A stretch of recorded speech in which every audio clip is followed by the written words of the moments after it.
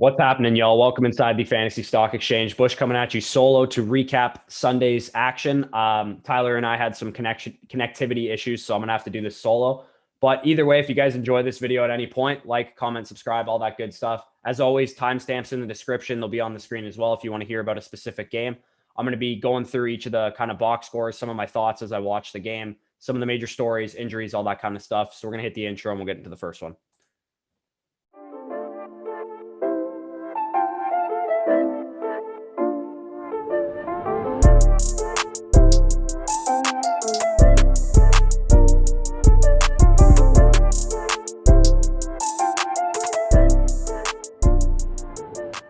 All right, so Lions 23, Falcons 22. Obviously, the big story in this game is that DeAndre Swift is kind of who he thought he was. He didn't have his huge workhorse game that we all thought he might have. He kind of had his normal role. Adrian Peterson got his 11 carries for 29 yards. It's 2.6 per carry. DeAndre Swift only had 13 touches. He did well with those 13 touches, had about 15 fantasy points, but nonetheless, he did not perform to the level that some people outrageously thought he might perform to. On the receiving end of things, Kenny Golladay, 6 receptions, 114 yards, doesn't do justice to just how acrobatic and spectacular Kenny Golladay played in this game. Just some elite catches. His highlight reel is getting longer and longer the longer he's in the NFL. Marvin Jones decided to show up for once in his life, probably on the waiver wire of most leagues because he hadn't really done anything to this point. Matt Stafford had an okay game, a little bit disappointing for considering the defense he was going up against, given the fact that the Falcons were giving up the most fantasy points per game to the quarterback position. And lastly, on the Lions side, TJ Hawkinson is a top 12 tight end. He's a stud. He's consistent. He's a red zone option. He's a guy that you could throw into your lineup and not have any worries about it. On the Falcons side of things, Matt Ryan, obviously he had kind of a typical Matt Ryan game again, 338 and a touchdown for him. Todd Gurley basically does exactly what Todd Gurley does. He averages 2.7 a carry and he gets 2 touchdowns. Again, Todd Gurley is exactly who we think he is. He needs to get into the end zone to be good for fantasy. And Todd Gurley in this one got into the end zone when he wasn't even supposed to. This game was won by the Lions on a last-second PAT and touchdown by TJ Hawkinson because Todd Gurley scored the go-ahead touchdown when instead of going down and going and kicking the game-winning field goal for the Falcons, Todd Gurley mistakenly fell into the end zone, which I jokingly say about Todd Gurley all the time, but he legitimately fell into the end zone, which is kind of hilarious. Anyway, Julio was quiet in this game for the most part.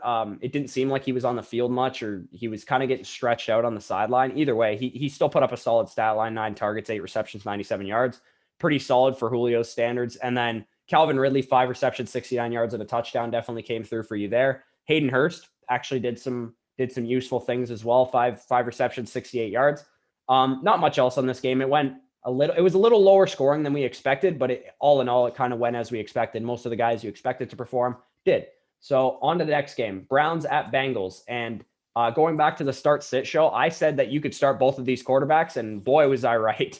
Because not only did Joe Burrow have a great game, who I was more confident in, and I had in my top 10, 406 yards, 3 touchdowns, also had 34 on the ground and a rushing touchdown for Joe Burrow. So he definitely came through for you if you were streaming him. But Baker Mayfield had 297 and 5 touchdowns through the air. So he came through if you were desperate and you had to play Baker Mayfield. I know in one league I had Lamar Jackson on bye and I had to pick up Baker Mayfield and play him. So he definitely came through for me, and he must have came through for anyone who started him. This was known as Kareem Hunt week by a lot of people. A lot of people thought Kareem Hunt was going to be just absolutely fantastic in this game. He didn't have a terrible game. He had 18 carries, 76 yards, 4.2 a clip. Per carry, and then he also had 26 yards and a receiving touchdown. So he did well for fantasy, but a lot of people thought this could be like a 30, 40-point game for Kareem Hunt with Nick Chubb out and the fact that he dissected this run defense the first time around. On the receiving side of things for the Cleveland Browns, the biggest story in this game is probably the fact that Odell Beckham left this game with a knee injury. And the knee injury he was kind of like immediately sent to the locker room, and he was ruled out pretty quickly. So I'd imagine that's probably not a good sign. I don't think he tore his ACL necessarily, but I think he's probably going to be out for a couple weeks, knowing Odell Beckham, the fact that he's kind of prone to lower leg injuries and all this kind of stuff. I think he's going to be out for a little bit, which means, Jarvis Landry sees an uptick. Maybe it makes a guy like Rashard Higgins kind of viable, who had a decent game in this one.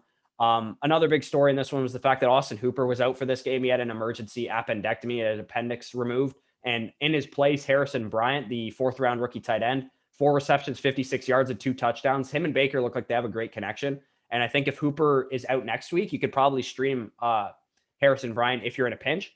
On the Bengals side of things, Giovanni Bernard definitely did not have the type of game that people thought he might have. He did have a solid fantasy stat line, which was mostly saved by his receiving work with 5 receptions, 59 yards, and a receiving touchdown. But on the ground, he was not effective at all, registering only 37 yards on 13 carries. But either way, he was okay for fantasy if you lost Joe Mixon or if you just picked him up off waiver wire and you had to throw him into your lineup. I think Tyler Boyd is exactly who we think he is. He's a guy who constantly gets double-digit targets and performs, gets over 100 yards again in this game. He actually gets into the end zone as well. AJ Green, for whatever reason, got 13 targets in this game. He's okay, I guess. He's still solid, but T. Higgins, to be honest, deserves to get more targets than he did. T. Higgins looked fantastic in this game. He scored what was the go-ahead touchdown at the time, and then the Browns decided to go ahead and score a final touchdown on the game and ice this one out. On to the next game, we had the Steelers and the Titans. The Steelers won this one 27-24. At one point in this game, the Steelers were very, very handedly taking care of the Tennessee Titans, but the Titans battled back in this one in respects to them because the Steelers looked like they were going to wipe the floor with them. Ben Roethlisberger in this game had an okay stat line. He had a couple picks that were a result of tipped passes and stuff, but for fantasy purposes, he wasn't terrible. He had 268 and 2 touchdowns. James Conner on the ground, not a great game, I guess, but he did save his. He almost saved his stat line. Sorry, with a receiving touchdown, he actually dropped the ball, but he got a lot of touches in this one, so you can't really be too mad at him with 23 touches that he had. Okay, so the Steelers receiver core, the weekly jumble of the Steelers receiver core. Deontay Johnson led the team with 15 targets. He had 9 receptions and 80 yards and 2 touchdowns. So Deontay Johnson definitely came through for you if you played him. Juju Smith-Schuster had 14 targets, 9 receptions, and 85 yards. So Juju Smith-Schuster kind of got back on track as well in this game. And then Chase Claypool only had 1 target, 1 reception for -2 yards. So, I mean, I guess what we're learning is that Chase Claypool probably can't be used if Deontay Johnson and Juju Smith-Schuster are both active. But part of me thought that Chase Claypool earned a spot to start, and he earned more reps and he earned more targets. But I guess that's really not the way it's going to go. We'll see how it goes in the future. But my guess is that if Deontay Johnson is playing, I'd be a lot more hesitant to start Chase Claypool than I would have been if Deontay Johnson or Juju Smith-Schuster is out. From the tight end position, Eric Ebron had a solid game. He's a solid option at tight end moving forward. On the Tennessee side of things, Ryan Tannehill had a solid game as well. He didn't really play that well, but his fantasy stat line was kind of buoyed by a couple big plays, one by A.J. Brown, 73-yard touchdown that he had. Derrick Henry, usual 20 carries, 75 yards, and a touchdown for him in a bad matchup. So definitely encouraging to see him play well, even though it was not a good matchup for him on the ground at all. As I mentioned, A.J. Brown is just an absolute specimen. 8 targets, 6 receptions, 153 yards, and a touchdown. Just an excellent game from A.J. Brown. Every time he had the ball, he looked to make plays. He looked to make great tackles, and he was just excellent. He's a top 12 receiver going forward for me. I think you could feel confident in sending him out as a wide receiver 1 every single week. Corey Davis actually led the team in targets. He had 10 targets in this one. He wasn't very effective on those targets. Sounds a lot like Corey Davis to me. So hopefully Ryan Tannehill will keep that as a mental note. Stop throwing to Corey Davis because he's really not that good. Jonnu Smith was not great in this game. He had 4 targets. Okay, here's the thing. He had 4 targets. 3 of them were red zone targets, and 2 of them were like to the end zone. So he very easily could have had a much better game in this one. But I mean, sometimes it just breaks and you get unlucky. And Jonnu Smith dropped a dud on you guys, and including myself. So that's definitely disappointing to see from Jonnu. Hopefully he can bounce back going forward. I'm not really worried about him. I think he'll be fine. Just a bad game from him. On to the next game. We had the Carolina Panthers falling short 24-27 against the New Orleans Saints. On the Panthers side of things, man, this team is better than we thought. They're from a real life like NFL perspective, they're a scrappy team, and they're actually hanging with other teams, which is good for fantasy because they're not going to get steamrolled by good teams like the New Orleans Saints. Teddy Bridgewater, 254 and 2 touchdowns. He was a great streamer in this game. He definitely came through for you if you streamed him. On the ground, Mike Davis had a very disappointing game, 7 carries for 12 yards. This was not a good matchup against the Saints run defense. And it's starting to remind us that maybe Mike Davis ain't Christian McCaffrey. He's not going to be just a plug and play just as good as Christian McCaffrey. Obviously, he had a couple catches in the passing game, but he didn't really do much. The ground game was just completely ineffective in this one. DJ Moore caught an absolute bomb from Teddy Bridgewater in this game, a 74-yard touchdown, which really helped his fantasy day, given the fact that he only had 5 targets. Robbie Anderson had a pretty solid stat line in this game, 6 receptions, 74 yards. Didn't kill you if you put him in your lineup. Onto the Saints side of things, Drew Brees actually had a pretty good game in this one. I was pretty down on Drew Brees. I thought he was going to have a bad game in this one against the Panthers pass defense that had actually been pretty good so far this season. 287 and 2 touchdowns for Drew Brees. Pretty solid if you had to throw him into your lineup. Alvin Kamara, just doing Alvin Kamara things, averaging 5.9 a carry, 83 yards on the ground.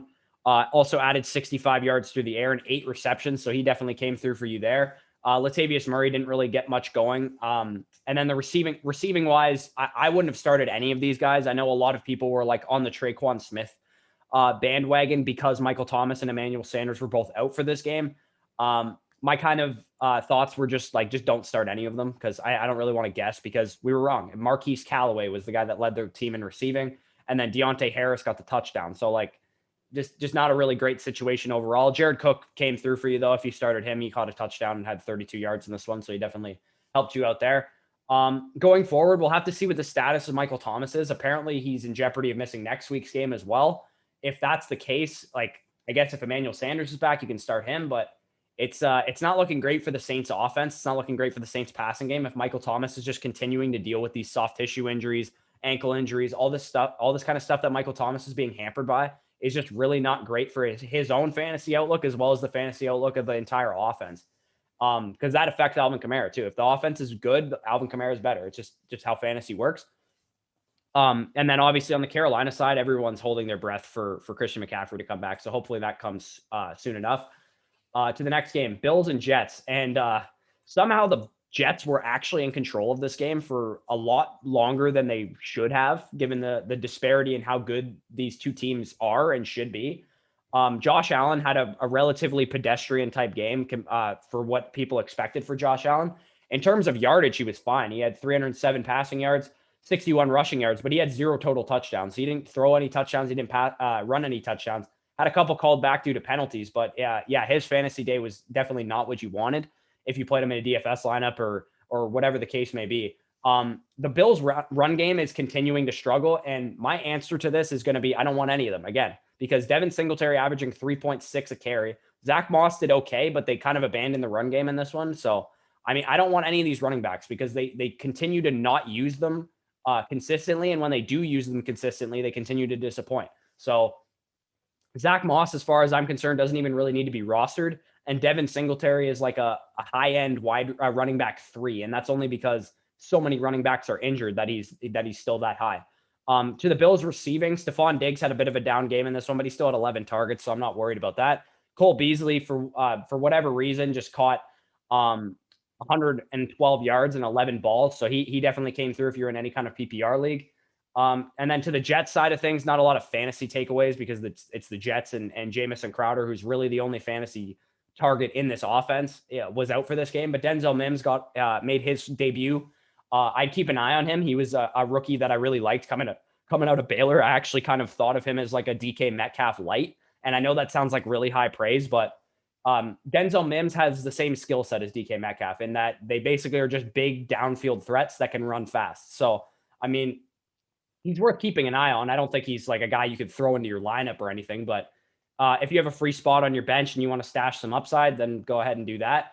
LaMichael Pirine also kind of okay game. Like I don't really care about the Jets backfield, but Frank Gore and LaMichael Pirine are going to continue to be like back end wide or running back 3s just because they get some volume. So either way, let's move on from this game. There's not too much to happen from a fantasy perspective. All right, Washington and Cowboys. The Washington football team absolutely trounced the Cowboys 25-3. Andy Dalton left this game with an injury. I don't exactly know what the injury is, but it didn't look good. And he looked like a head injury or a neck injury or something like that because he took a dirty shot when he was sliding or diving forward, and it didn't look like a great hit. And Bostic was actually ejected for the hit, rightfully so. Because the Cowboys' offense, passing offense, rushing offense was so anemic, if you started a Cowboy that wasn't named Amari Cooper, they disappointed you because Ezekiel Elliott, 12 carries, 45 yards, had a reception for 6 yards. That is not what you want out of the 3rd overall pick that you probably spent on him. And he's stringing together a number of games now that are disappointing. And again, I don't want to sell Zeke Elliott like super, super low. I think you gotta kind of push through and just keep starting him. But like, it's looking not great for Zeke Elliott. And then as far as Amari Cooper, as I said, it was the only one that didn't disappoint you. 7 receptions, 80 yards for him. But CeeDee Lamb didn't have a catch. He had 5 targets, 0 catches. Michael Gallup, 2 targets, 0 catches. Like, this offense is not just worse without Dak Prescott. It's bad without Dak Prescott. So this is, and the whole offensive line is injured too. In this game, they didn't have a single starting offensive lineman that wasn't Connor Williams, who is the weakest link of their starting offensive line. So the Cowboys are like, their offense is completely just neutered with all the injuries that they've had so far this season. On the other side, Kyle Allen, I said was a decent streamer, and I was right. He had 194 yards and 2 touchdowns. If you were in a pinch, you could have started him because he actually didn't do that bad. Antonio Gibson had a career high in terms of touches, carries, yards, all that stuff. 20 carries, 128 yards, and a touchdown. He had a long of 40 in the first quarter that he broke off a big run. Antonio Gibson is slowly starting to take over this backfield, I would say. He definitely out-touched J.D. McKissic. We'll have to continue to see growth, continue to see more and more touches coming for Antonio Gibson. But I think I said this was the Antonio Gibson breakout game. He definitely did have a great game in this one. I actually thought he could have had an even better game than this based on how well he was doing like in the first half. But they were killing him so much. Man, that's probably why Peyton Barber got 10 carries in this game, is because they were just killing these dudes. So Antonio Gibson, if you have him, he's definitely a good guy to be rolling out as an RB2 every week. And then as far as receiving wise, Logan Thomas and Terry McLaurin were the only 2 receivers that actually did anything. Terry McLaurin, just an absolute stud. 7 receptions, 90 yards, and a touchdown, and he looked great on every single catch that he had. And then Logan Thomas is, I mean, he's frustrating because if you actually own Logan Thomas, anytime you've played him, he's probably disappointed you, but he's a streamable tight end. That's just kind of the way it works. He's going to be good some weeks. He's going to be non-factor some other weeks. So yeah, biggest takeaways from this game are obviously the Cowboys offense is bad. Gibson is looking like he's coming on as a running back in the NFL. And I said this about Gibson before the season started. Antonio Gibson was a receiver in college. He was not a running back. People wanted him to play running back. So he's been learning the position. He's still getting his feet under him. And it's not like he looks bad. He looks good doing it. He just needs to continue to get better. And I think he will going forward. To the next game we have here, Packers at Texans. And this one I thought was the lock of the week in terms of a bet. The Packers -3.5 was the lock of the week, in my opinion. The only reason they were only favored by 3.5 is because the Tampa Bay Bucks absolutely stomped them last week, which I thought was more a product of Tampa Bay being very good than it was a product of Green Bay not being good. So Packers 35, Texans 20 in this one. Aaron Rodgers definitely gets back on track in this one, throwing 4 touchdowns, 283. Jamal Williams, if you started him with Aaron Jones out, came through for you with 19 carries, 77 yards, and a touchdown. Also added 5 targets and 37 yards in the passing game. Jamal Williams, if Aaron Jones is out again, you can definitely use Jamal Williams. A.J. Dillon is not usable. He clearly was not a part of their game plan. Only 5 carries in this one. So you can drop him if you were stashing him. I know myself included, we thought he might be a good stash in case he had like a breakout game in this one. But Jamal Williams is the guy to own in this backfield if Aaron Jones is going to be out again. If Aaron Jones is back, then I'm not really concerned. Obviously, the biggest fantasy day, I think, in terms of total points, had to go to Davante Adams. 13 catches, 196 yards, and 2 touchdowns. Just an absolutely bonkers good game for Davante Adams. This is what we saw out of him. In week 1, when he came out, he was looking like he was going to be a league-winning, the wide receiver 1 in fantasy. This is what we expect out of Davante Adams. And I know that's pretty crazy, but he's capable of this kind of stuff. And as far as the rest of the receiving core for Green Bay, it was absolutely no one else. It was Davante Adams. He had 16 targets in this game. Aaron Rodgers threw the ball 34 times and had almost a nearly 50% target share to Davante Adams. So, I mean, Davante Adams, if he's on the field, if he's right, he is the guy in this offense. It's Robert Tonyan was a nice story, and so like Marquez Valdes-Scantling, we all get excited about him sometimes, but this is Davante Adams' show. To the Texans side of things, Deshaun Watson had a pretty good fantasy day. A lot of it came in garbage time, but 309 yards, 2 touchdowns for Deshaun Watson. Had 38 yards on the ground, also helped him out as well. David Johnson is exactly like Todd Gurley. 14 carries, 42 yards, didn't get in the end zone, wasn't good. It's exactly how David Johnson is going to work every single week. Randall Cobb in this one actually led the team in targets, 10 targets, 8 receptions, 95 yards. Brandon Cooks had 9 targets, 7 receptions, 60 yards. And then Will Fuller, a bit of a down game in this one, but he did save his day with a touchdown. This is kind of what I expected from the Texans passing offense. We said going into this one that Will Fuller had a tough matchup against Jair Alexander, and he definitely held his own against Will Fuller. And I kind of expected Brandon Cooks and Randall Cobb to be the primary 2 receivers in this game. David Johnson, for what it's worth, did do well receiving, but rushing the ball, he is not very good. So David Johnson, if you started him, did fine, but rushing the ball, don't expect much from him if he doesn't get into the end zone. Yeah, that's probably it for this game. No other real takeaways in this one. Darren Fells is probably droppable if you still were holding on to him. To the Tampa Bay Buccaneers at the Las Vegas Raiders. Buccaneers 45, Las Vegas Raiders 20. Tom Brady is, I think, was the quarterback 1 on the week. 369 yards and 4 touchdowns for him through the air. Also added a QB sneak rushing touchdown as well. He put up like 40 points. So if you started Tom Brady, he definitely came through for you. I said this was possible going into this week. I said this could be the week that we see the Buccaneers offense do what the Buccaneers defense did last week against the Packers. The Bucs offense looked explosive in this game. They looked electric, and it didn't even require the usual cast of characters. Yes, Chris Godwin had a good game, but Scotty Miller looked incredible. 6 receptions, 109 yards for him, and a long touchdown on a beautiful throw from Brady. Rob Gronkowski had a great game in this one, and he's continuing to look like he's going to be an every week starter at tight end going forward now. Let's keep in mind, this is an offense that is going to get Antonio Brown soon too. And again, if you guys haven't heard my thoughts on Antonio Brown, I've given them on the live stream this morning, but I'll kind of reiterate them for those who haven't seen them. This is how I see Antonio Brown.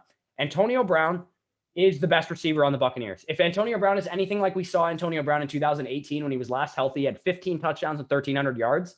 He is the best receiver on the Tampa Bay Bucs. The thing about that is I think he hurts Chris Godwin quite a bit because Chris Godwin is more of that possession intermediate type target, which is where Antonio Brown thrived as well. So I think it's going to be kind of hit or miss, which one is good, whatever week.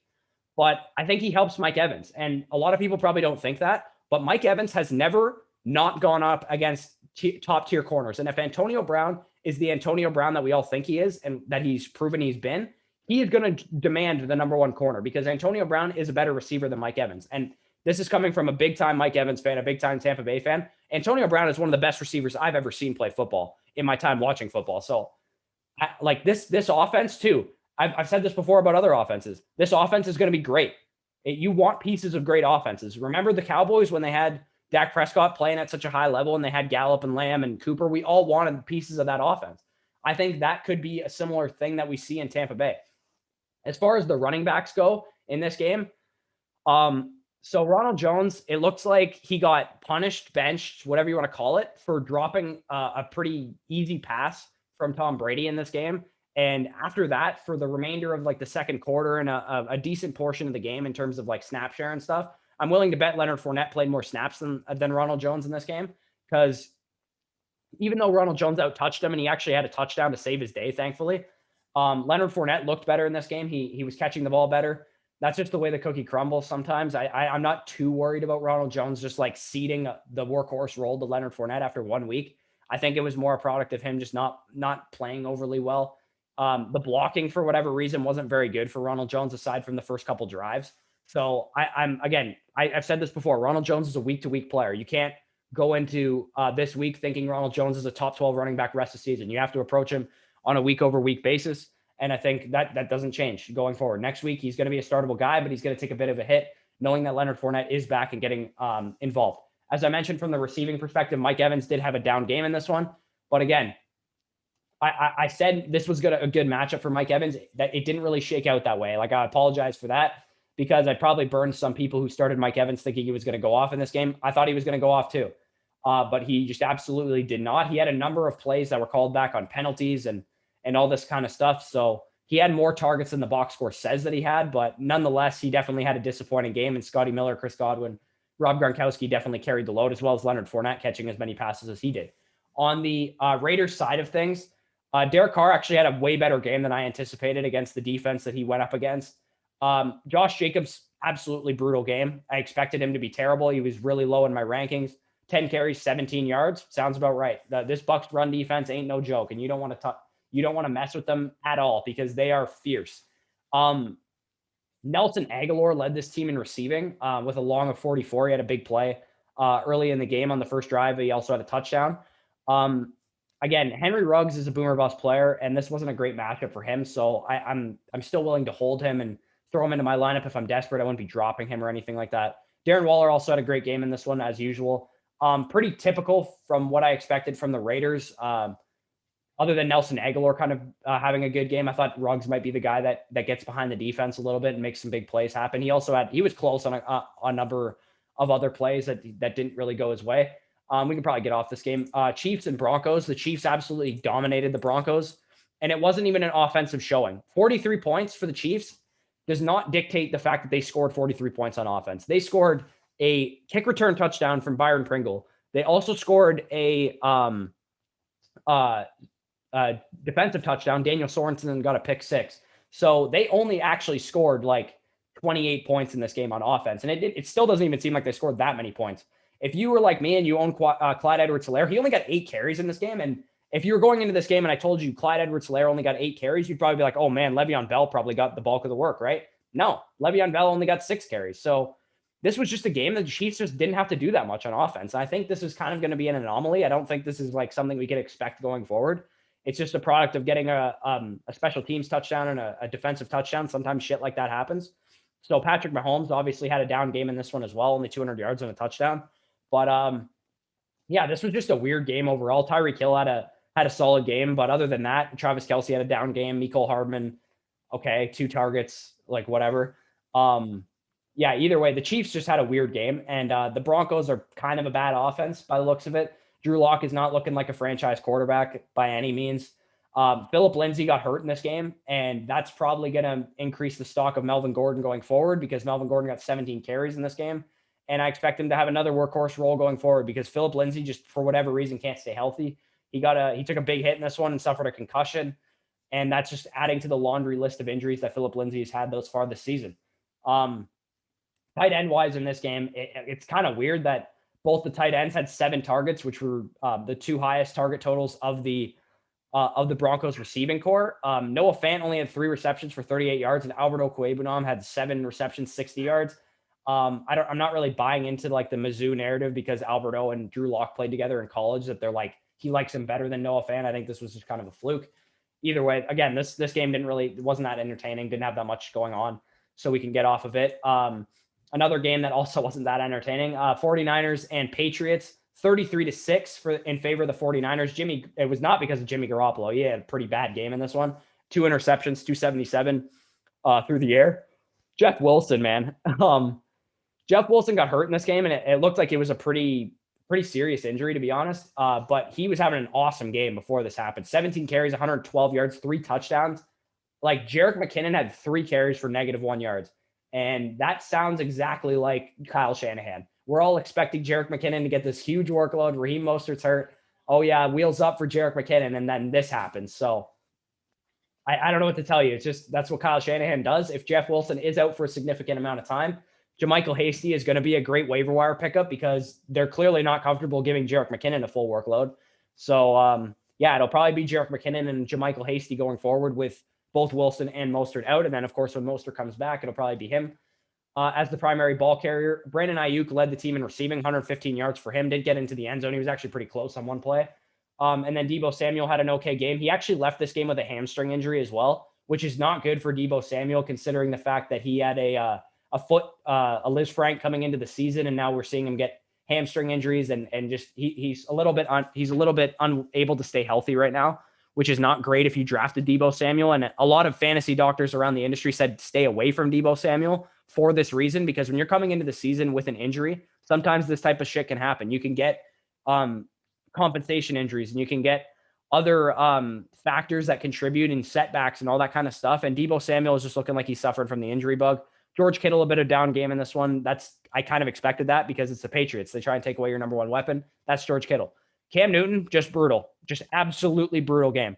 Like, just terrible. He got benched in this game for Jarrett Stidham. Not because he's going to get benched and Jarrett Stidham's going to be the starter going forward, but they were getting blown out. I took the 49ers in a bet, and I'm glad I did because I thought the 49ers were the better team. So, yeah, on the Patriots, there's not much to take away from the Patriots side. Damian Harris led the team in carries. Like, I don't know how much I want to take away from that because it's probably going to be a different guy next week. Jacoby Myers led the team in receiving. Like, just Julian Edelman's probably droppable. If you want to drop Julian Edelman, I don't blame you at all because he's banged up. He's looking old. He's not a fantasy asset anymore. Sorry to all of you that drafted Julian Edelman in the 7th round and thought you got a steal because he has not been that. All right, finally, we'll close it out with an actual exciting game in this one, and that's the Chargers hanging nearly a 40-burger on the Jags, 39-29. Justin Herbert, just offensive rookie of the year. He's playing like the offensive rookie of the year. That is how Justin Herbert is playing right now. He has 347, 3 touchdowns in this game, 66 yards on the ground, and a rushing touchdown. He was outstanding in this one. 111 quarterback rating, and that honestly, like, he made play after play in this one. I kind of called this. I like, from the Chargers perspective, Josh Kelly led the team in touches. I kind of called this. I thought they might get out to a lead against the Jaguars, and Josh Kelly would be the guy that kind of salted this game away, but neither running back was overly effective in this one. So not a big deal there. But Justin Jackson did add 6 targets in this one. So that is good, knowing that he is the primary receiver in this one. But a lot of random dudes. Jalen Guyton is low-key putting together some decent games. Not really a waiver wire pickup. If he's on a waiver wire in dynasty leagues, I would go pick him up. Keenan Allen in this one, just absolutely spectacular. 13 targets, 10 receptions, 125 yards. Hunter Henry got super unlucky in this one with both of the other 2 tight ends catching touchdowns and him not catching one. Not great for him, but I think that's just kind of a fluke, and you kind of just got to bang the table and curse a little bit because Hunter Henry easily could have had 2 touchdowns in this game if they just went for him. Gardner Minshew was playing like absolute garbage for a while. He kind of saved his fantasy day at the end. He still didn't have a great game, but definitely better than what it could have been. So he had 2 touchdowns and 173 yards. James Robinson was really the story of the offense for Jacksonville. 22 carries, 119 yards, and a touchdown. Also added a receiving touchdown, 18 yards through the air. As far as the Jags receiving core goes, I think this receiving core is getting really, really murky now because, I mean, Keelan Cole disappointed, and I could have told you that was going to happen. If you started Keelan Cole thinking he was like this consistent guy, I knew this was going to be a letdown game because everyone was starting to believe in him, and I just knew it was going to happen. DJ Chark had 7 targets. He did not look good. He dropped a bad pass on the one play that I saw. He had a couple plays where him and Gardner just don't look in sync. And Gardner doesn't look good, by the way. I thought he was going to be great this season. He has not been good. Laviska Shenault looks like the best receiver on the team. That's like the way, by talent and everything like that. I think if you own Laviska Shenault in Dynasty, you're probably pretty excited knowing that you're going to get probably a new quarterback next year for the Jacksonville Jaguars. And Laviska Shenault is kind of asserting himself as like the best receiver on this team. So, again, not much to take away from the Jags receiving core aside from the fact that Laviska Shenault and DJ Chark are pretty interchangeable at this point. At first, I thought it was going to be the DJ Chark show, but I don't know whether it's Chark being injured, Chark not having sync with his quarterback, the offense just sucking. Like, regardless, DJ Chark is downgraded to a wide receiver 3 option at best. Yeah. So thanks for joining. Thanks for joining me, guys. I hope you guys enjoyed your Sundays. Leave some of your comments down below. Any of your if you had Davante Adams, let me know who carried your fantasy team this week. If you had any bad beats, I had a 7-team parlay that I took where that last second Browns touchdown stopped me from winning about $600 on a $5 bet because a number of my other bets hit during that parlay, like the Packers and the 49ers and a number of the other games. They all hit except for that the Bengals money line that I took, and it would have hit had the Browns not somehow miraculously won that game.